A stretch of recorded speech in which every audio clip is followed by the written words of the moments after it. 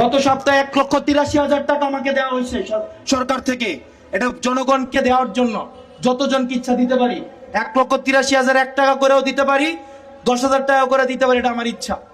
আপনারা আপনাদের এলাকার এমপি হিসাব দেয়? হিসাব দেয়? হিসাব দেয়? মনে রাখতে হবে, সরকার যে টাকা আমাকে দেয় এই টাকা আমার বাপের টাকা না। সরকার যে বাসায় আমাকে থাকতে দেয় এটা আমার বাপের বাসা না, এটা জনগণের টাকা, আপনার ট্যাক্সের টাকা।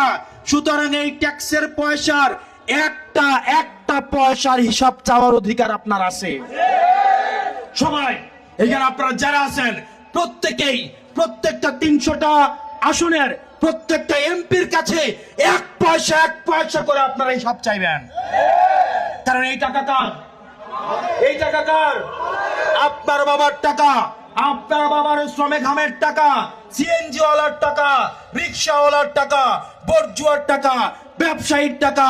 এই টাকার হিসাব কোন বিলাসিতার জন্য না, এই টাকা দেওয়া হয়েছে আপনাদের জন্য। সুতরাং আপনারা সেটাকে বুঝে নিতে হবে। এটার নামই হচ্ছে জনতার হাতে ক্ষমতা। আমরা এই ক্ষমতায় নিশ্চিত করতে চাই যে আমরা যারা সংসদে যাব আমরা আপনাদের মালিক না, আমরা আপনাদের গোলাম। আর আমাদের মালিক হচ্ছে জনগণ, যারা প্রত্যেক 5 বছর পরে পরে আমাদেরকে ভোট দিবেন।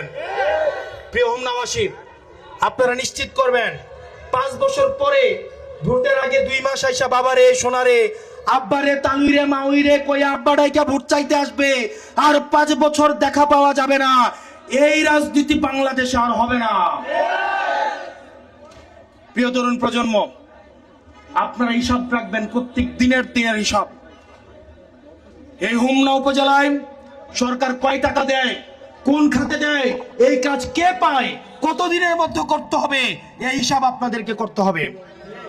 জনগণের মালিকানা যদি আপনি বুঝে না নেন, এই সরকারের যারা হচ্ছে আমরা আছি, আমরা কোনোদিনও বুঝাই দিব না। সেজন্য মালিকানা কে করতে হবে? মালিকানা কে বুঝাই নিতে হবে?